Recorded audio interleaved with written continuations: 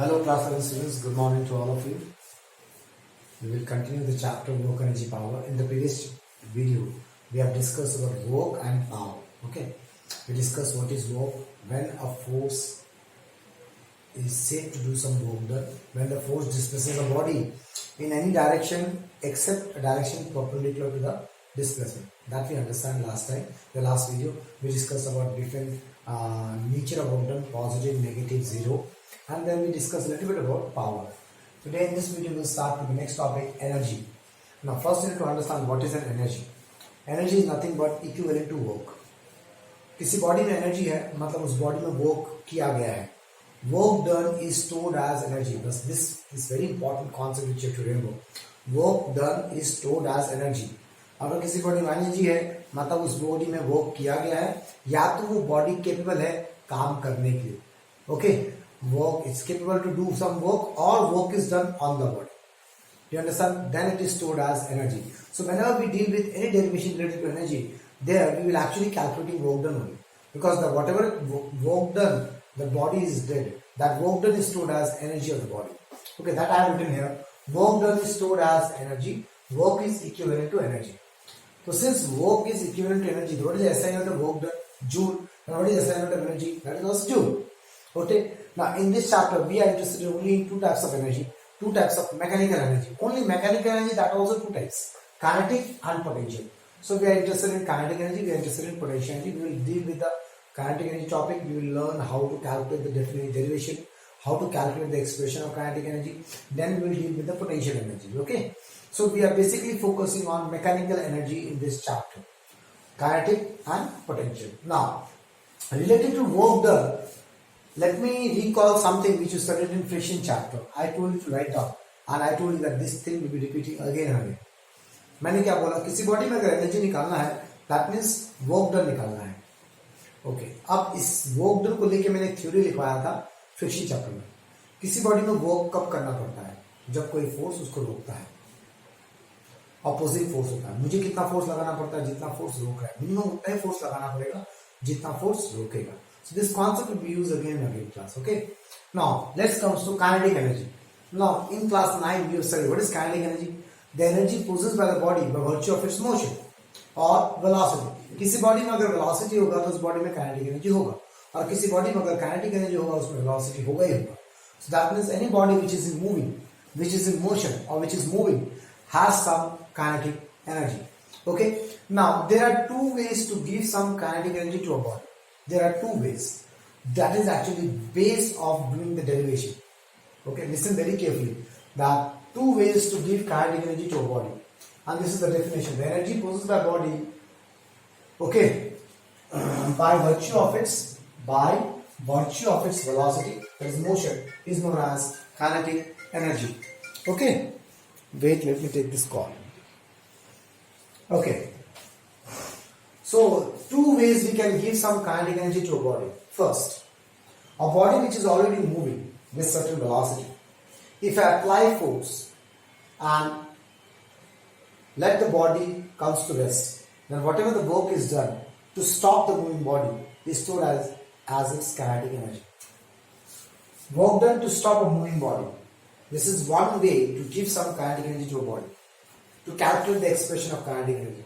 एक बॉडी पहले से चल रहा है with some velocity. I am doing some work done to stop the body. Okay. Next, एक बॉडी पहले से रुका हुआ है, रेस्ट में है. Now what I am doing, I am giving some force, I am allowing the body to move and acquire some velocity. Then that work done is also stored as kinetic energy. So we will be focusing on the second definition, and we will use this to get the expression of kinetic energy. Work done to give some velocity to a body at rest. कोई body रुका हुआ है, उससे मैंने कुछ work done किया, कुछ force लगाया, और फोर्स लगाने के बाद बॉडी चलने लगा and acquire some velocity. Then that work done to acquire some velocity is stored as kinetic energy of the body. And we'll focus on this only. We'll use this method to derive the expression of kinetic energy. So derivation of expression of kinetic energy. Now this derivation can be done in two ways. First method, second method. In few schools the teachers prefer this because this is a calculus method. We use integration to derive this. And few schools we use this method, which is actually class 9 method. It's very easy. Okay, now one more way we can distinguish them is, one is I told you calculus method and basic method. The other one is that here we derive the whole derivation taking force as constant force. Here we derive the whole derivation taking the force as variable force. So exam में कुछ भी पूछ सकता है, बोलेगा derive the expression of kinetic energy for a variable force. You have to go in this way. You cannot do it in this method. Okay, or derive the expression of kinetic energy taking a constant force. Then you can use this expression. Use this method. Okay, so what I've written here, the work done. What is the base? इस पूरे derivation का core क्या है? Core है ये. The work done by a force on a body at rest to give some velocity is stored as kinetic energy of the body. मतलब मुझे क्या करना है? मुझे बॉडी को रेस्ट में लेना है और उसमें एक वर्क डन निकालना है to give some velocity. Work done करके उसमें कुछ वेलोसिटी दे दूंगा, तो जो भी वर्क डन आएगा that is kinetic energy. Okay, so I will be holding this only. So what I'm doing, I'm considering body of mass m which is at rest at a position A. I'm giving some constant force F which displaces the body from A to B and the displacement covered is S. Okay, so work done from here to here will be stored as kinetic energy at this point. That is the theory. तो मुझे work done निकालना है यहां से यहां तक. तो मैं थोड़ा हिस्ट्री ज्योग्राफी लिखा है. Consider body of mass m at rest. F is the constant force acting on the body. S displacement covered by the body, and V velocity of the body at B. Okay, and velocity of the body at A will be 0. Why? Because it is at rest. Now, therefore, work done by force on body from A to B. What is the work done? The basic formula F dot S. But when we apply this formula, मुझे क्या check करना पड़ता है class? इस पूरे S के लिए force का वैल्यू कांस्टेंट होना चाहिए. तो है because we are doing a constant force, इसलिए डेरिवेशन से वैलिड करता है कांस्टेंट फोर्स के लिए. अगर ये फोर्स वेरिएबल फोर्स हो गया तो ये फॉर्मूला काम नहीं करेगा ना. I can not apply FS. इस पूरे एस के लिए अगर फोर्स वेरिएबल हुआ, I can not do it in this way, I have to do in some other way. Clear class? So this constant force is very important because if this force is not constant, we cannot use this formula. Now what is F dot S? Fs cos theta. F is also in this direction, S is also in this direction. Displacement इसी direction में जा रहा है, 0 degree. That is F into S. So what is that force? Mass into acceleration. Force is mass into acceleration. Now in this expression, what I don't know the acceleration value. But I know final velocity, I know initial velocity, I know displacement. So use this expression, v square minus v square equals to 2s. वहां से ये निकालो, यहाँ डाल दो. I got work done equals to half mv square. This work done is stored as kinetic energy body at B. Therefore, this work done is nothing but kinetic energy half mv square. So in this derivation, what are the things? It's a very simple derivation. What are the things you need to worry about? Constant force होना चाहिए. If there is no constant force, we cannot apply this formula. Next, force का value कैसे निकालूंगा? Because I have to convert my force expression in terms of velocities. Because kinetic energy का expression half mv square आता है. मुझे इसको velocity में convert करना है, इसलिए मैंने फोर्स को पहले मास में जो एक्सेलरेशन लिखा, क्योंकि मुझे हाफ एम वी स्क्वायर चाहिए, एम चाहिए मास में एक्सेलरेशन. नेक्स्ट मुझे वी चाहिए, तो एक्सेलरेशन को कन्वर्ट करना पड़ेगा वी के फॉर्म में. Clear? You have to understand the reason, don't mug up. हां, वर्क डन का बेसिक फॉर्मूला है फोर्स इनटू डिस्टेंस, बट ये फॉर्मूला लगाने के लिए फोर्स कांस्टेंट होता है, इसे मैंने ले लिया. नेक्स्ट मुझे इस वर्क डन को equal to kinetic energy prove करना है. काइनेटिक एनर्जी मास आता है, वेलोसिटी आता है, तो फोर्स को मैं क्या लिखूं कि मास आ जाए? मास इनटू एक्सेलरेशन लिखा. अब मास तो आ गया, बट आई नीड वेलोसिटी, तो एक्सेलरेशन को तोड़ के वेलोसिटी के फॉर्मूला लिखना पड़ेगा. But this derivation is valid only for constant force. Now if the force is not constant, then what you will do? तो then this derivation you have to use, that is calculus method. अब यहां पे मैंने क्या क्या सीखा? Consider body of mass m at rest. यहां पे बॉडी है जिसका मास m है, which is at rest. Let a variable force is acting on the body, comma displace the body from a to b. एक फोर्स लग रहा है, वेरिएबल फोर्स, मतलब वो फोर्स का वैल्यू चेंज हो रहा है हर एक इंस्टेंट में, जो कि इस फोर्स ने बॉडी को ए से बी डिस्प्लेस करा है. Okay, let capital V is the velocity body at B. यहां पे इसका वेलोसिटी कैपिटल V है, और यहां पे वेलोसिटी कितना है? 0. क्यों? इनिशियल वेलोसिटी 0, क्यों? ये रेस्ट पे. ओके, अब can I directly calculate work done from A to A? No. We cannot use this formula directly. Why? That you need to understand. Why we cannot use this formula directly? Because the force is variable. तो जब भी ऐसा होता है तो कैसे work done निकालते हैं? पहले स्मॉल डिस्प्लेसमेंट निकालते हैं, राइट? सो मैंने क्या किया? फ्रॉम A to B कोई भी इंस्टेंट लिया when the body is at P. So let at any instant of the motion the body is at P. यहाँ पे At that instant, the force is acting is F vector, and that force vector displaces the body by a small distance dx vector. यहां से यहां displace किया. ऐसा क्यों करना पड़ा? Since the force is variable, तो मुझे एक स्मॉल डिस्प्लेसमेंट वर्क डन निकालना पड़ेगा. स्मॉल वर्क डन के लिए स्मॉल डिस्प्लेसमेंट लेना पड़ेगा. तो वो हर टाइम किसी बीच में लेते हैं. Check out the last video. I've taught you how to find work done by variable force. सही वही exactly वही कर रहा हूँ. Since the force is variable, that's the reason why I'm doing all those things. So I'm considering randomly any instant between A and B. That instant is P. Let the body is at P. At that instant, the force is acting is F vector. At that instant, because force will change from here to here, at every point the force value is changed. So at this instant, the force value is F vector. And this F vector displaces the body by a small distance dx vector. Now, work done from here to here, we can use this formula. Because for the small displacement force, we can consider as constant. Therefore, small work done by F, dw, by F vector, dw equals to F vector dot dx vector. अब तो मान सकता हूं ना, ये formula लगा सकता हूं ना, क्योंकि इस छोटे से डिस्प्लेसमेंट के लिए फोर्स को मैं कांस्टेंट मान सकता हूं. That is F dx cos 0. Okay, what is cos 0? 1 F dx. Now again, I need to calculate what? Kinetic energy. Kinetic energy मास आता है, तो फोर्स को मास into acceleration लिखा into dx. Okay, अब यहां से चीजें समझो अच्छे से. हाँ, what is this acceleration?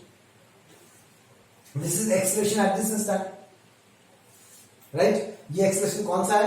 At this instant है. That is instantaneous acceleration है. Instantaneous acceleration को हम ऐसे लिखते हैं ना, dv by dt. तो मैंने इस acceleration लिखा dy by dt लिखा. क्यों लिखा? Because this acceleration is instantaneous acceleration. At every point the force is changing. That means at every point the acceleration is changing. So this is कोई भी एक randomly किसी instant का acceleration है. तो instantaneous acceleration लिखने का तरीका dy by dt होता है. So that's why we written in the place of acceleration dy by dt. Now I'm rearranging them. Why? Because I want my expression half mv square. m और v होना चाहिए. तो m और v तो आ गया, ये सब अलग आ गया. तो उसको मैंने क्या थोड़ा रीसफल किया. m dv dx by dt. Now what is this dx by dt? Instantaneous velocity. So we know dx by dt is instantaneous velocity. That is velocity at p. Okay. Now I got my expression in terms of v and m. m v dv. So this is the small work done. तो मैंने small work done को M we के form में लिख दिया. Therefore, what is the total work done by variable force from A to B? Total work done from variable force from A to B is what? Integration of the small work done mv dv. Clear? अब तुम्हें check करना है इसमें variable क्या है. तो integration पढ़ाया था, dv मतलब v वेरिएबल, dv मतलब v वेरिएबल. अब v वेरिएबल कहां से कहां चेंज हो रहा है? जब यहां पे था बॉडी, ए से भी जाना है ना. जब ए पे था तब वेलोसिटी का वैल्यू कितना था? 0. और जब वो बी पे चला गया तब वेलोसिटी का वैल्यू कितना है? Capital V. तो ये लिमिट सब्स्टिट्यूट करने का तरीका है. ओके, पहले तुम्हें ये समझना पड़ेगा कि अंदर वेरिएबल कौन है. तो डीवी लिखा है मतलब वेलोसिटी वेरिएबल है. अब तुम्हें कहां से कहां जाना है? ए से बी. तो ए पे वेलोसिटी कितना है? 0. बी पे वेलोसिटी कितना है? v. तो इनिशियल टू फाइनल लिमिट. अब how to integrate this? Constant बाहर निकाल लो. m is a constant. Integration of v dv 0 to capital V.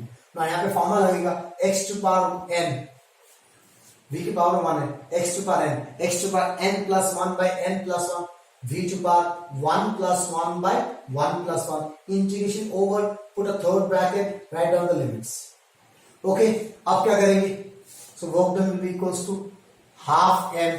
ये half 1 plus 2 कौन सा बाहर निकाल लो. अंदर क्या बचा? v square 0 to v. okay, अब क्या करेंगे?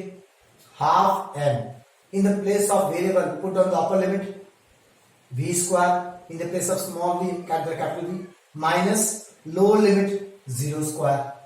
तो वर्क डन का फॉर्मूला कितना आ गया? half m v square. उसके बाद ये लाइन दोबारा लिख दो तुम. this work done is stored as kinetic in the body at b, that is half m capital V square. that is the same line. Okay, so now see, let me discuss again. This derivation was very easy because we are dealing with the constant force. Since we are dealing with the constant force, that means मैं total work done directly निकाल सकता हूँ using the formula Fs cos theta.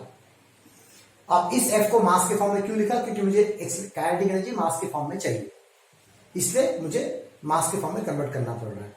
Acceleration क्यों हटाया? क्योंकि मुझे kinetic energy में mv चाहिए. acceleration नहीं चाहिए. So I'm converting A in terms of V. In this, since the force is variable, that means I cannot find the work done from A to B directly. तो ऐसे question में हम क्या करते हैं? We always take any instant and there we find a small work done. So किसी भी instant में चला गया from A to B between anywhere, we take an instant P. At that instant, I am imagining that the force is affected and that displaces the small displacement dx vector. Now मैंने small displacement क्यों लिया? ताकि मैं small work done निकाल सकूं, ताकि मैं इस small displacement के force की वैल्यू को constant मान सकूं. Because इस फॉर्मूला को लगाने के लिए force का वैल्यू constant होना चाहिए. तो इसलिए मैंने small displacement लिया ताकि मैं force को constant मान सकूं. अब next क्या है? Converting into required terms. Force को मास इंटू एक्सेलरेशन लिखा. अब मास तो मिल गया. एक्सेलरेशन, कौन सा एक्सेलरेशन? यहां से यहां तक का पूरा एक्सेलरेशन नहीं, ये जो फोर्स है वो इस इंस्टेंट का है, तो ये एक्सेलरेशन भी इसी इंस्टेंट का आएगा. बिकॉज यहां से यहां तक का तो एक्सेलरेशन चेंज हो रहा है. तो ये कौन सा एक्सेलरेशन है? एक्सेलरेशन एट पी है. तो मतलब इंस्टेंटेनियस एक्सेलरेशन है, कोई भी इंस्टेंट का. तो इंस्टेंटेनियस एक्सेलरेशन को लिखने का तरीका डी बाई डी टी होता है. क्यों ऐसा लिख रहा हूं? Because I want to convert in terms of v, so I'm writing D by D T. Next, again, since I want to convert in terms of t, that means we need to remove dx and dt. So I'm keeping this together, dx by dt. Now what is dx by dt? Instantaneous velocity. So what is this velocity? It's the velocity at this point. Understood, class? So finally we got my expression in terms of m and b. Now this is a small work done. So total work done कहां से कहां निकालना है? a से b निकालना है. That is integration of small work done. Next you have to think कि ये इसमें variable क्या है? क्योंकि we have to put the limits. तो वेरिएबल क्या है? तो dv लिखा है, मतलब वेलोसिटी वेरिएबल.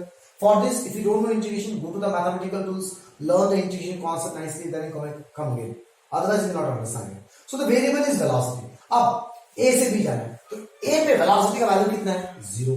और फाइनल b पे वेलोसिटी का वैल्यू कितना है? v. तो integration initial to final 0 to capital V. तो ये 0 टू v क्यों लिखा? क्योंकि हम वेरिएबल वेलोसिटी है. अब इंटीग्रेट करना है मास बार. Okay class, let's go for the next topic. Okay class, now we understand the kinetic energy expression is half mv square, right?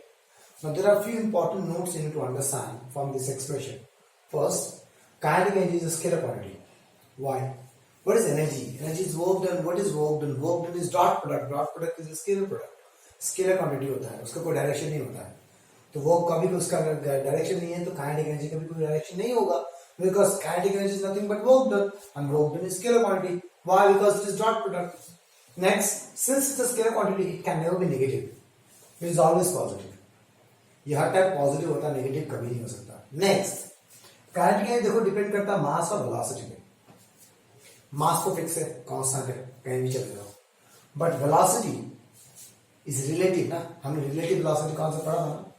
So velocity depend करता है मैं कहां से वेलोसिटी को देख रहा हूं. That is frame of reference. So depends on, kinetic energy depends on frame of reference. तो कैसे पढ़ेंगे? How we understand? तो what I am trying to say is that, for example, this is a bus which is moving with velocity v. There is a man A here and there is one man B here which is on ground. If I say kinetic energy of bus with respect to B, that is half mv square. B को तो ये बस v velocity से move चलेगा, लेकिन अगर मैं ये बोलूं kinetic energy of bus with respect to A, तो विथ रेस्पेक्ट टू ए बस का तो कोई मोशन ही नहीं है ना, क्योंकि विथ रेस्पेक्ट टू ए बस कहीं मूव नहीं करता, क्योंकि ए बस के अंदर ही बैठा हुआ है. ए को बस का डिस्प्लेसमेंट दिखेगा ही नहीं, 0. दैट इज सेम बस का काइनेटिक एनर्जी डिपेंड करता है कि मैं कहां से देख रहा हूं बस को. क्या मैं बाहर से देख रहा हूं, क्या अंदर बैठ के देख रहा हूं. So that's why it's called depends on frame of reference. Okay, so the next topic is very important and the derivation is exactly same what we did earlier. तो एक्चुअली मैं गलती से डेरिवेशन रब कर दिया, वही डेरिवेशन है, सब कुछ सेम है. दैट इज कैलकुलस मेथड जो मैं काइनेटिक एनर्जी का एक्सप्रेशन ड्राइव किया था ना, वही है. The topic is work energy theorem. This topic is very important. What is work energy theorem? It simply say that the work done is stored as change in its kinetic energy. So in general, पहले हम ये वाला define करते हैं. In general, work energy theorem states that work done on oblique by, या तो on the body हो रहा है और बाय द बॉडी हो रहा है, stored as change in its kinetic energy. Work done is equals to change in its kinetic energy. Now अब थोड़ा स्पेसिफिकली चले जाते हैं, ऑन में क्या होगा, बाय में क्या होगा। It states that work done on the body by force is increase in its kinetic energy. मतलब फोर्स अगर वो ऑन द बॉडी हुआ तो उससे कारण बॉडी का काइनेटिक एनर्जी बढ़ जाएगा। अगर work done by the body हुआ, बॉडी ने खुद से काम किया, तो that is decrease in its kinetic energy. Okay, so इसी चीज को स्पेसिफिकली हम ऐसा लिख सकते हैं या तो ऐसा लिखो, I will say you write this in examination or you write the book definition, no problem. So it says that work done on the body by force is increase in its kinetic energy or work done by the body is decrease in its kinetic energy. तो अगर work done on the body हो, force लगा रहा है body पे और आप work done कर रहे हैं, तो उसके कारण वो बॉडी का एनर्जी बढ़ जाता है, काइनेटिक एनर्जी बढ़ जाता है। क्लियर? अब इसी चीज को मुझे डिराइव करना है, सो मुझे प्रूफ करना है। Proof, I want to prove work energy theorem. तो सिंपली मुझे वर्क डन निकालना पड़ेगा, वो काइनेटिक एनर्जी के चेंज आ जाएगा, इनिशियल माइनस फाइनल या तो फाइनल माइनस इनिशियल आएगा, कोई भी एक। ओके, तो हम जब इसको न्यूमेरिकल में यूज करते हैं, हम बड़ा माइनस छोटा करते हैं। So I will tell you those things, don't worry about. हां, तो मुझे सिंपली वर्क डन करना है। तो what I am doing, consider body, अब मैं इसको पूरे को रीड कर दूंगा because the whole thing I have already explained. Consider body of mass m, let a body at A with velocity va experience a variable force and displace to B and acquire velocity vb।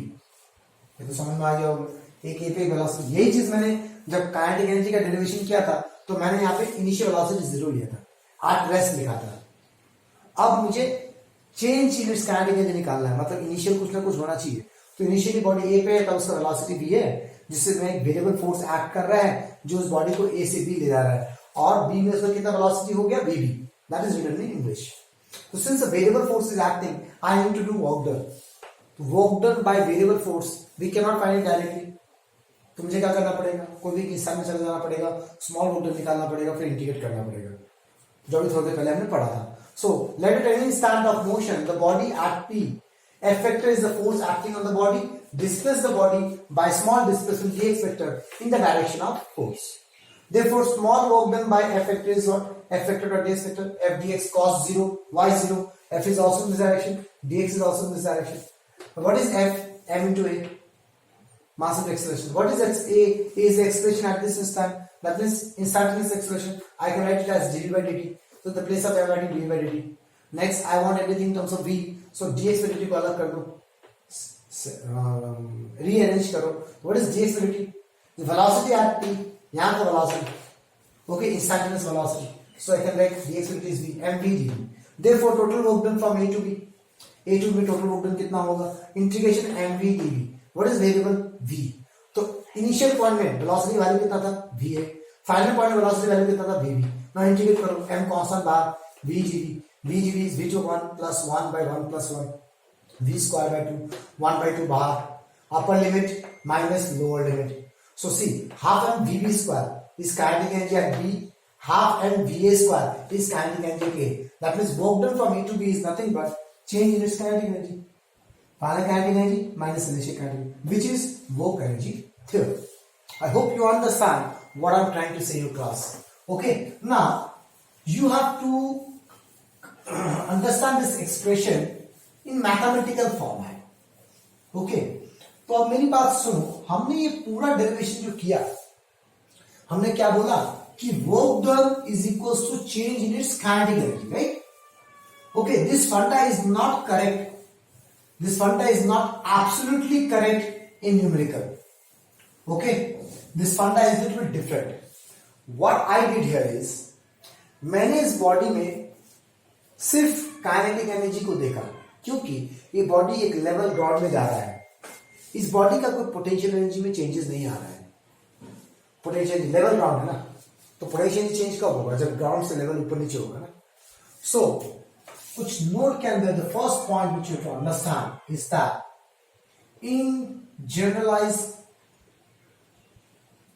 Way work done is change in kinetic energy plus change in potential energy. दोनों एक साथ होता है बेटा. Okay, दोनों एक साथ होता है. अब ये चेंज कैसे निकलेगा, बड़ा माइनस छोटा, बड़ा माइनस छोटा, clear. Initial minus final, final minus initial नहीं, कौन सा करेंगे, फाइनल माइनस इनिशियल करेंगे कि इनिशियल माइनस फाइनल करेंगे, नहीं, the bigger one minus small one, positive आना चाहिए आंसर, क्लियर। ये दिमाग में घुसा लेना, अपने लैंग्वेज में लिख लोगे अगर, okay, this is the actual way to calculate the work done. Here, then why we did not use changing potential here? Because there is no changing potential. Changing potential is zero आएगा, because मैं level को change ही नहीं करना।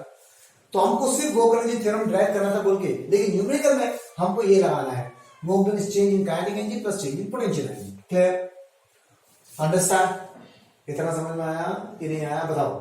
Next मैंने बोला है, अगर work done on body हो तो क्या होता है, इंक्रीजिंग काइनेटिक एनर्जी होता है, मतलब फाइनल माइनस इनिशियल। अगर वर्क डन बाय बॉडी हो तो क्या होगा, डिक्रीजिंग काइनेटिक एनर्जी, तो initial minus final. Okay, so this things you have to understand. हाँ, final minus initial, initial minus final. Okay, now few sign conventions you need to understand, few sign conventions। ये sign convention में क्या है, तुम work done को always final minus initial समझो। Okay, now work done on body ये positive होता है, क्यों, वाई, बिकॉज ऑन बॉडी में ऑलवेज फाइनल बड़ा होता है इनिशियल से। लेकिन अगर वर्क डन बाय बॉडी होगा तो वो नेगेटिव होता है, क्यों, वाई, बिकॉज जब बाय द बॉडी होगा तो फाइनल छोटा होगा इनिशियल से, तो वैल्यू नेगेटिव आएगा। This is just a sign convention which may ask you as MCQ questions. That's why I discussed here. But for numericals, you have to focus on this and this. Okay? ये नहीं भी याद रहेगा तो एक चीज याद रखो, work done in change in potential energy plus change in kinetic energy. Change in potential energy कैसे निकालो, बड़ा potential energy माइनस छोटा potential, नीचे फाइनल मिल जाओ। Change in kinetic energy कैसे निकालोगे, बड़ा kinetic energy माइनस छोटा kinetic energy. I hope you understand everything, class. Let's go for the next topic. Okay, the next topic is relation between kinetic energy and momentum. A very important point. How to relate kinetic energy and momentum together in the same expression. What is kinetic energy? यहाँ पे v square. Momentum क्या होता है? Mass into velocity. तो कहते हैं mass into divide mass. तो यहाँ पे क्या होता है? m square v square. What is m square v square? p square by 2m. So this expression you have to by heart. A very important expression. Kinetic energy is momentum square by 2 into mass of the body. इस expression को हर numerical में use करना है जहां पे kinetic energy momentum साथ में पूछा है, या तो हर कंसेप्चुअल प्रॉब्लम में यूज करना है जहां पे काइनेटिक एनर्जी मोमेंटम साथ में पूछा गया है। Every conceptual problem will use these expressions. I will not use formula P equals to mv, I will not use formula kinetic energy equals to half mv square. We use this formula, kinetic energy is p square by 2, clear?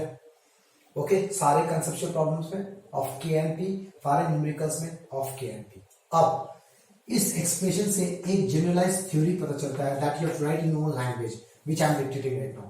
This expression से a body can not have a kinetic energy without the momentum, और another way around we can say, ऐसे मत लिखो, दूसरा लिखो, if a body has kinetic energy it will definitely have momentum, और vice versa, if the body has momentum it will definitely have kinetic energy.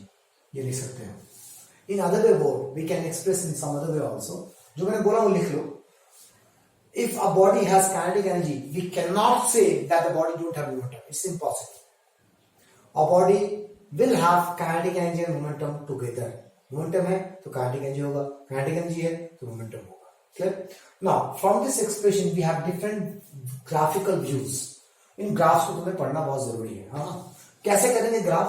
In 3 parameters है, K, P, M। एक parameters को constant करो। एक बार मैंने क्या किया, P को कांस्टेंट कर दिया, एक बार P को करेंगे, एक बार K को करेंगे, एक बार M को करेंगे, ठीक है ना? एक एक करके कांस्टेंट करेंगे। अगर मैंने P को कांस्टेंट किया, ये कांस्टेंट हो गया p square by 2, K is inversely proportional to M, ठीक है? तो कोई बोला draw the graph of K versus M, K versus M, K versus M, पहला वाला y एक्सिस होता है, दूसरा वाला x एक्सिस होता है। और अगर कोई बोल दे M वर्सेस K बना दो तो क्या हो जाएगा, M y एक्सिस हो जाएगा, सो M वर्सेस K, सो इनवर्सली प्रोपोर्शनल है तो ग्राफ ऐसा होगा, हो गया, ठीक है? अब पंगा है यहां पे, मैंने P को कांस्टेंट कर दिया, M P को कांस्टेंट कर दिया, अब K को कांस्टेंट करो, ठीक है ना? K को कांस्टेंट करते हैं, तो k को कांस्टेंट के इसको ले जाओ. What is p square? 2mk. k is constant, 2 is already constant. p square is proportional to m. Okay, अब यहां पे दो ग्राफ पूछ सकता है, एक p versus m, p versus m, और एक m वर्सेस p. तो अगर m वर्सेस p है तो m y एक्सिस होगा, p वर्सेस m है तो p y एक्सिस होगा. अब इसका ग्राफ है प्रोपोर्शनल ग्राफ है, तो ये स्ट्रेट लाइन होना चाहिए. नहीं, ये स्ट्रेट लाइन नहीं होगा, ये थोड़ा स्ट्रेट लाइन होगा, पैरेलल टू p एक्सिस हो जाएगा. ना parallel to p axis, parallel to m हो जाएगा ना. क्यों ऐसा क्यों होता है? क्योंकि यहां पे स्क्वायर है. अब मेरी बात सुनो, मैथ्स में तुम्हें इक्वेशन पढ़ोगे y square equals to 4ax. Okay, ये होता है पैराबोला इक्वेशन, ये x और y.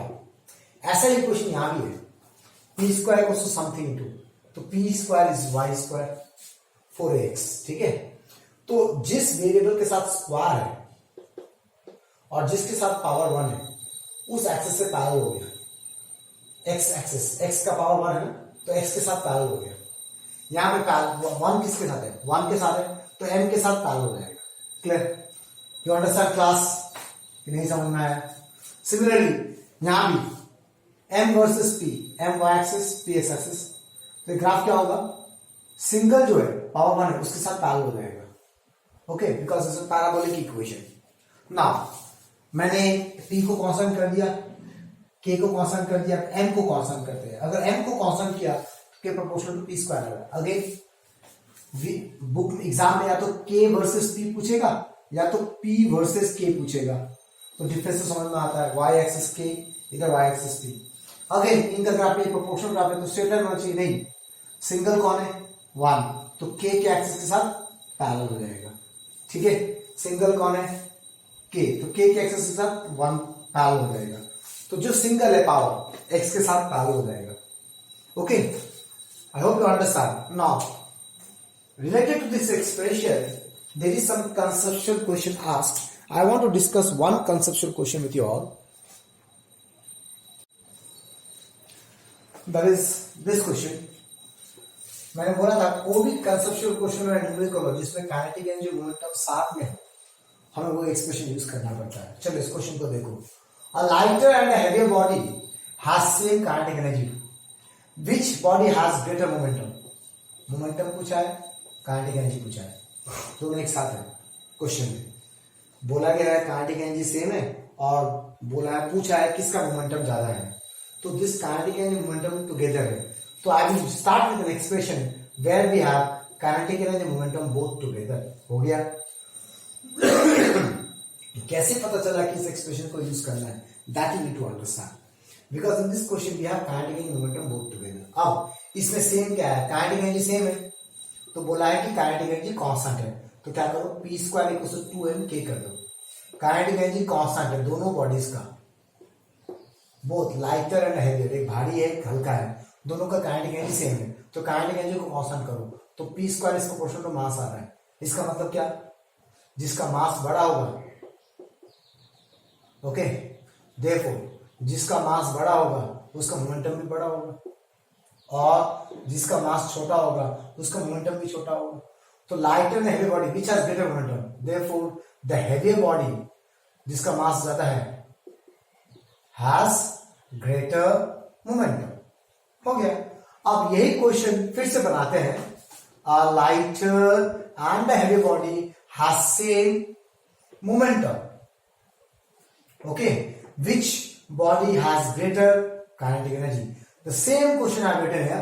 Only in the case of kinetic energy I have written momentum. In the place of momentum I have written kinetic energy. Again, this question is dealing with kinetic energy and momentum. But now they have same momentum. That means now momentum is constant according to question. So kinetic is inversely proportional to mass. Therefore, जिसका मास ज्यादा होगा उसका kinetic energy कम होगा, और जिसका मास कम होगा उसका kinetic energy ज्यादा होगा. तो which body has greater momentum, sorry which body has greater kinetic energy? जिसका मास छोटा है, जिसका मास छोटा है उसका काइनेटिक एनर्जी ज्यादा है, because it is inversely proportional. Therefore the lighter body have greater kinetic energy. I hope you understand class. This is the end of kinetic energy concept class. Okay, let the video be short only. In the next video, we will start potential energy. Okay, class. That's all for this video. Thank you very much.